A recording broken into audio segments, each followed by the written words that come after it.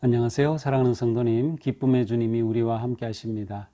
우리와 함께 하시는 주님을 찬양합니다. 기도합시다. 하나님, 오늘도 저희들은 말씀을 저희들의 마음에 담습니다. 오늘 주시는 말씀이 또 저희들 하루를 살아갈 넉넉한 생명의 양식 되게 하시고, 또 계속해서 잠언의 말씀을 통해서 저희들이 지혜로운 마음 얻게 하시고, 저희들의 인생길이 지혜가 이끄는 복된 삶 되게 하여 주시옵소서.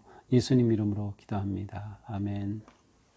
네, 오늘 말씀은 잠언 14장 1절에서 19절입니다. 네, 좀 길어서요. 제가 오늘은 그냥 1절부터 묵상을 나누도록 하겠습니다. 자, 이제 잠언 14장도 이제 앞에와 비슷한 구조예요. 그래서 전체적으로 볼 때는 이렇게 대조적인 그 개념을 사용하고 있는데, 가장 큰 것은 지혜와 어리석음을 대조하고 있습니다. 그래서 지혜로운 자, 어리석은 자를 대조하면서 어떻게 다른지, 어떠한 그 삶의 모습으로 그 다름이 드러나는지 하는 것들을 이렇게 잘 보여주고 있습니다. 자, 1절입니다. 지혜로운 여인은 자기 집을 세우되 미련한 여인은 자기 손으로 그것을 허느니라. 자, 여기 지혜로운 여인이라고 되어 있어서 여인이지만 그냥 지혜로운 자라고 볼 수도 있고요. 지혜로운 사람은 자기 집을 세웁니다. 하지만 미련한 사람은 자기 손으로 그 집을 헌다라는 거죠. 자, 이와 비슷한 말씀이 11절에 또 있습니다. 악한 자의 집은 망하겠고 정직한 자의 장막은 흥하리라. 자, 지혜롭고 정직한 자의 가정은 잘 세워집니다. 흥왕하고 그 집이 견고하게 세워지지만, 미련하고 또 악한 자의 집과 가정은 무너진다. 그러한 집은 망한다라고 아주 직설적으로 표현하고 있습니다. 자, 그러니까 우리는 가정을 지혜로 세워야겠구나 하는 것을 생각해 볼 수 있어요. 우리가 지혜로운 사람이 된다는 것은 우리의 가정이 견고하고 바르게 잘 세워진다는 것을 의미합니다. 그러니까 우리는 가정을 세우는 거룩한 하나님의 자녀가 되는 거죠. 가정을 세우는 그 틀이 바로 지혜입니다. 물론 지혜로 모든 것들을 다 포함하겠지만 이 안에는 많은 것들이 포함이 되죠. 지혜와 이 잠언에서 말할 때 의로움, 선함, 겸손, 이러한 또 경제적으로는 부지런함, 이러한 것들이 포함이 됩니다. 이것이 가정을 세우는 아주 중요한 길이 되는 것이죠. 자, 2절입니다. 정직하게 행하는 자는 여호와를 경외하며 하여도 패역하게 행하는 자는 여호와를 경멸하느니라. 자, 정직하게 행하는 자 역시 지혜로운 자입니다. 여러 가지로 표현이 되고 있어요. 근데 이 정직하게 행하는 자의 특징은 여호와를 경외한다는 것입니다. 반면에 패역하게 행하는 자는 여호와를 경멸한다. 자, 여호와를 경외한다. 우리 잠언의 가장 중요한 그 핵심 개념이죠. 여호와를 경외하는 것이 지식의 근본입니다. 여호와를 경외하는 것. 미련한 자는 교훈과 훈계를 멸시하는 거죠. 그러나 여호와를 경외함은 바로 지혜로운 삶의 가장 중요한 핵심이 되는 것이죠. 정직한 자, 지혜로운 자의 삶은 언제나 여호와를 경외하는 삶입니다. 여호와를 공경하는 삶. 하나님이 하나님이심을 인정하는 삶을 사는 거죠. 그렇게 될 때 그 삶은 당연히 하나님께서 이끄시는 놀랍고 귀한 삶이 될 것입니다. 자, 이제 3절부터는 입술에 관한 그러한, 곧 언어에 관한 그런 내용입니다. 이제 지혜로운 자와 어리석은 자를 대조하는데 그들의 언어 생활을 대조하고 있다고 보면 되겠어요. 3절입니다. 미련한 자는 교만하여 입으로 매를 자청하고 지혜로운 자의 입술은 자기를 보전하느니라. 자, 여기서 우리가 그 세팅, 배경을 생각해 본다면 아마 재판정을 생각해도 좋을 그러한 구절입니다. 미련한 자는 교만해서 입으로 매를 자청해요. 심판을, 벌을 자청합니다. 반면에 지혜로운 자의 입술은 자기를 지켜냅니다. 지혜로운 자는 자신을 위험에 빠지지 않도록 지켜내죠. 징벌을 받지 않도록, 벌을 받지 않도록 지켜내는 것입니다. 자, 입술이 자신을 구할 수도 있다. 말이 자기를 구할 수도 있고 또 벌을 받게 할 수도 있다는 거죠. 그러니까 말이 얼마나 중요한가 하는 것을 잘 보여주고 있어요. 자, 여기뿐만이 아닙니다. 5절입니다. 신실한 증인은 거짓말을 아니하여도 거짓 증인은 거짓말을 뱉느니라. 역시 법정에서 증인으로 섰을 때 신실한 증인은 거짓말을 아니합니다. 언어가 신실하다. 이것이 지혜로운 자의 언어입니다. 거짓이 없는 언어가 되는 거죠. 그가 하는 말은 진실한 말. 그렇게 될 때 그 사람은 많은 사람들로부터 신뢰를 받을 겁니다. 그 사람이 하는 말이라면 누구나 다 신뢰하고 믿고 따를 것입니다. 자, 이렇게 말에 관한 말씀이 이제 7절에도 이어집니다. 너희는 미련한 자의 앞을 떠나라. 그 입술에 지식이 있음을 보지 못함이니라. 자, 미련한 자의 앞을 떠나라. 이 앞을 떠나라는 것은 미련한 자를 피하라. 는 그러한 뜻이에요. 미련한 자를 피하라. 자, 어제 우리가 본 그 말씀에서는 지혜로운 자와 같이 가까이 사귀면 네가 지혜로워진다. 오늘 말씀에서는 미련한 자는 멀리하라, 피하라. 왜냐하면 그 입술에는 지식이 있음을 보지 못함이니라. 그의 입에서 나오는 것은 필요 없는 것들이에요. 다 허망한 것들. 그러니 어리석은 자를 가까이 하지 말고 떠나는 것이 지혜로운 자고, 또 그러한 사람의 입술이 바른 길로 나아갈 수 있게 되는 겁니다. 자, 이렇게 언어에 관한 말씀이 이제 저 아래로 내려가서 15절에 또 나옵니다. 어리석은 자는 온갖 말을 믿으나 슬기로운 자는 자기 행동을 삼가느니라. 자, 어리석은 자는 온갖 말을 믿어요. 그러니까 어리석은 자는 귀가 얇아요. 그래서 뭐라고 말하면 다 그쪽으로 기울였다가 다 그렇게 그냥 온갖 말을 다 믿어버려요. 하지만 슬기로운 사람은 자기 행동을, 자기 발걸음을 조심조심합니다. 아무 말이나 다 듣고 따르지 않고 조심스럽게 분별하고 그렇게 선택할 줄 아는 것이죠. 자, 언어에 관한 그러한 말씀이었습니다. 자, 지혜로운 자와 어리석은 자의 언어 생활에 관한 말씀. 자, 6절에 보니까 거만한 자는 지혜를 구하여도 얻지 못하거니와 명철한 자는 지식을 얻기 쉬우니라. 자, 지혜로운 자는 오히려 더 지혜를 얻어요. 반면에 지혜롭지 못한 자는 지혜를 구하여도 얻지를 못해요. 그런데 그 사람을 가리켜 거만한 자라고 표현하고 있어요. 어리석은 자와 교만한 자가 같은 개념으로 사용되고 있어요. 왜 교만한 자가 어리석은 걸까요? 교만한 사람은 훈계를 받으려고 하지 않아요. 다른 사람의 말을, 충고를, 조언을 받아들이지 않아요. 자기가 다 옳아요. 자기가 최고예요. 자기는 다른 것이 더 필요 없어요. 그래서 오히려 자기가 남을 정죄하고 판단하면서 귀를 기울이지 않는 거죠. 따라서 거만한 자는 지혜를 구하여도 얻지 못합니다. 그러나 명철한 자는 지식을 쉽게 얻는다. 귀를 기울이며 훈계를 잘 받기 때문이죠. 자, 또 지혜로운 자와 슬기로운 자의 차이가 8절에는 이렇게 나타납니다. 슬기로운 자의 지혜는 자기 길을 아느니라. 미련한 자의 어리석음은 속이는 것이라. 자, 슬기로운 자는, 지혜로운 자는 자기의 인생 길을 압니다. 인생의 길을 볼 수 있어요. 내가 나아가야 할 길이 어떠한 것인지 의와 선함과 바름, 하나님의 뜻을 분별하고 이게 내가 나아갈 길이야 라고 하는 자신의 나아갈 인생길을 바라봅니다. 그렇게 그 길을 걸어가기 위해서 지금 그 길에 걸맞는 생각과 행동을 하는 거죠. 그것이 지혜로운 삶인 겁니다. 그러나 미련한 자는 어리석어서 그의 인생길을 보지 못합니다. 9절입니다. 미련한 자는 죄를 심상히 여겨도 정직한 자 중에는 은혜가 있느니라. 자, 미련한 자는 죄를 심상히 여긴다. 심상히 여긴다는 것은 대수롭지 않게 여긴다는 거예요. 죄를 우습게 여긴다는 거예요. 아무렇지 않게 여겨요. 그래서 죄 가운데 자꾸 빠지는 거죠. 그러나 지혜로운 자, 곧 정직한 자에게는 은혜가 있다.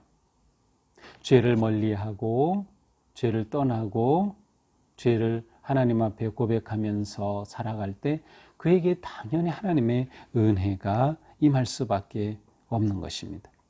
12절입니다. 어떤 길은 사람 보기에 바르나 필경은 사망의 길이니라. 자, 어떤 길은 사람이 보기에 바르나, 사람이 볼 때 저거 참 바르다, 좋다, 너무 좋다라고 생각했는데 막상 그 길로 갔다가 실패하는 사람들이 있다는 거죠. 무엇을 말하나요? 우리가 이해하고 보는데 한계가 있는 거예요. 우리의 지식과 지혜에는 한계가 있다. 그래서 여호와를 경외함이 지혜의 근본이에요. 여호와 하나님은 우리의 모든 것을 완전히 알고 계시고 인도하셔요. 그러나 우리가 안다고 해도 아닌 것들이 너무나 많이 있는 거죠. 우리의 한계가 그대로 드러납니다. 그렇다면 모든 것을 아시는 하나님을 신뢰함이 당연히 지혜로운 그러한 선택이라고 할 수 있을 것입니다. 자, 이제 10절과 그리고 이제 13절부터는 인간의 마음에 관한 그런 말씀입니다. 10절입니다. 마음의 고통은 자기가 알고 마음의 즐거움은 타인이 참여하지 못하느니라. 자, 내 마음의 고통을 누가 알겠어요? 내가 가장 잘 알아요. 그죠? 내 마음의 두려움과 고통과 상처와 원망과 또 기쁨과 감사와 즐거움, 이거 내가 가장 잘 알지요. 내 마음은 내가 아는 겁니다. 이것은 무엇을 말해요? 내가 내 마음을 알기에 내가 내 마음을 돌봐야 한다는 거죠. 내가 내 마음을 알기에 내가 내 마음을 돌봐야 한다. 자, 또 마음에 관한 말씀이 13절에도 나옵니다. 웃을 때도 마음에 슬픔이 있고 즐거움의 끝에도 근심이 있느니라.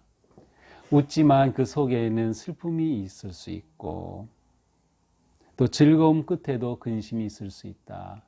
그렇습니다. 웃고 있지만 그 뒤에는 큰 슬픔과 아픔이 있을 수도 있어요. 저는 이렇게 많은 성도님들에게 이렇게 말씀을 전하고 하기 때문에 저는 항상 설교할 때든 이렇게 할 때든 가능한 한 이제 웃으려고 합니다. 얼굴이 너무 굳어지지 않게 하려고. 근데 어떤 때는 종종 힘들 때가 있어요. 제 마음에 아픔이 있을 때, 또 어떤 힘든 일이 있거나 할 때 웃으려고 하는 것이 정말 어려울 경우도 있어요. 하지만 우리가 지혜롭게 산다고 하는 것은 내 마음에 있는 슬픔도 보듬어주고 내 마음에 있는 기쁨도 알아주고 하면서 내 마음을 잘 챙기는 것, 그것이 지혜로운 삶이에요.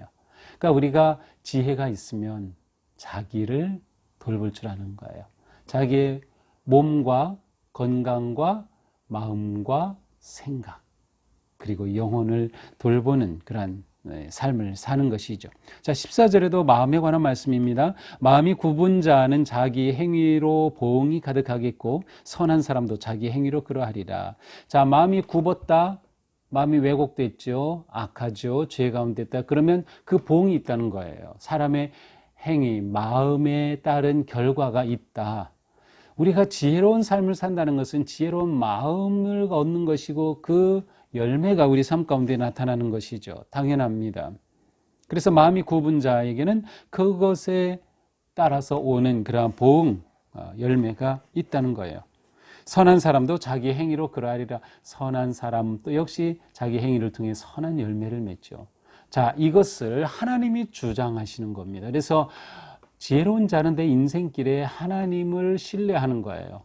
비록 당장은 의로운 삶이 손해를 보는 것 같고 당장은 내가 너무나도 억울하고 내가 너무나도 고통스럽지만 하나님께서 다 알고 계시며 보시기에 보응하실 때가 있다는 믿음으로 이 모든 것을 이겨내는 것입니다. 자, 17절도 마음과 관계되는 말씀입니다. 노하기를 더디에 속히 하는 자는 어리석은 일을 행하고 악한 계교를 꾀하는 자는 미움을 받느니라. 자, 노할 때 분노가 내 마음에 생기는 거죠. 자, 그런데 어리석은 자는 노할 때 그것을 금방 화를 냅니다. 우리가 종종 그런 경우 있잖아. 내가 그때 조금만 더 참았더라면 좋았을 걸. 그냥 참지 못하고 욱하는 그러한 성질이 우리에게는 누구에게나 다 있어요. 근데 특별히 욱하는 게 더 많은 사람도 있고요. 또 적은 사람도 있고 그래. 그런데 중요한 것은 그러할 때에 자기 마음을 다스릴 수 있는 것이 중요하다. 분노를 다스리지 못하고 그대로 발설하면 많은 더 큰 아픔과 상처가 일어나게 되는 것입니다.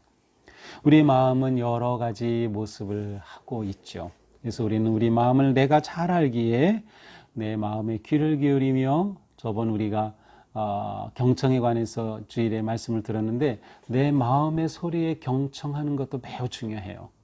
제가 설교에서 자기 마음 경청은 설교를 하지 않았지만 굉장히 중요합니다. 자기 경청이라고 할 수 있어요. 그래서 자신의 마음을 보면서 들으면서 지혜로운 그런 삶을 아름답게 만들어 가는 것입니다. 16절입니다. 지혜로운 자는 두려워하여 악을 떠나나 어리석은 자는 방자하여 스스로 믿느니라. 자, 지혜로운 자는 두려워하는 마음으로 언제나 악을 버립니다. 그러나 어리석은 사람은 방자하여 교만하여 스스로 믿는다. 무엇이에요? 스스로 자기가 옳다고 믿어요. 자기 확신의 오만함, 정말 위험합니다. 자기 확신의 오만함. 내가 많은 체험이 있다 하는 사람일수록 더 조심해야 합니다. 내가 성경을 많이 안다라고 할수록 더 조심해야 합니다. 내가 많은 지식이 있다라고 생각할수록 더 조심해야 됩니다. 자기 확신의 오만함에 빠지면 그 인생이 굽은 길로 가게 되기 때문이죠.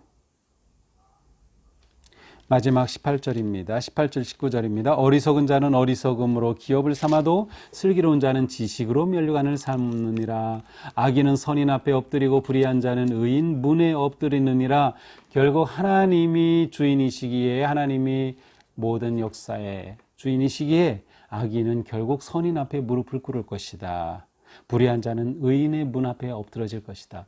의의 승리, 최후 의의 승리, 하나님의 승리하심에 대한 확신을 가진 사람이 지혜로운 사람이라고 할 수 있습니다. 자, 오늘 말씀은 지혜로운 자와 어리석은 자를 대조하면서, 특별히 솔로몬의 잠언에 이렇게 대조가 아주 굉장히 강조되고 있죠. 그래서 대조하면서 어떻게 다른지, 언어 생활에 있어서, 또 마음 다스림에 있어서, 또 가정을 세움에 있어서 어떻게 지혜롭고 어리석음이 다르게 드러나는지를 이렇게 보았습니다. 자, 오늘 말씀을 마치면서 우리는 다시금 2절에 있는 것처럼 여호와를 경외함, 그것이 우리에게 지혜를 얻는 길이고, 여호와를 경외하여 지혜를 얻을 때 우리는 거룩한 삶, 의로운 삶, 바른 삶으로 나아갈 수 있다는 것을 명심해야 합니다. 그래서 하나님을 경외함이 모든 지식의 근본이 되는 것이죠. 지혜의 기준은 하나님입니다. 인간이 아닙니다. 우리가 아니에요. 그래서 우리가 볼 때 바른 것 같아도 하나님 보시기에 나쁜 것이면 나쁜 겁니다. 그래서 우리는 하나님을 경외할 때 하나님의 말씀과 하나님의 뜻을 구하게 되고, 그래야 조금씩 진정한 지혜의 삶으로 나아가게 될 것입니다. 우리의 말은 우리의 인격을 그대로 드러냅니다.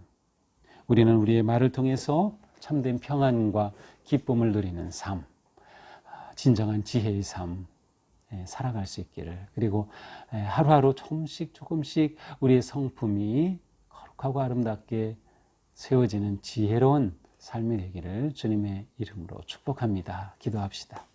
하나님, 오늘 말씀을 통해서 의로운 자와 악한 자, 지혜로운 자와 어리석은 자가 그들의 언어 생활에서, 또 그들의 가정 생활에서, 그들의 마음을 돌보면서 어떻게 차이가 있는지를 보았습니다. 주님, 여호와를 경외함이 모든 지혜의 근본임을 저희들이 잊지 말게 도와주시고, 하나님을 경외함으로 지혜로운 삶 선택하며 나아갈 수 있도록 함께하여 주시옵소서.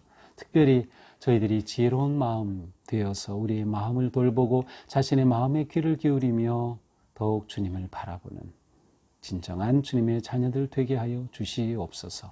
예수님 이름으로 기도합니다. 아멘. 네, 오늘도 복된 하루, 지혜로운 하루가 되기를 주님의 이름으로 축복합니다. 사랑합니다.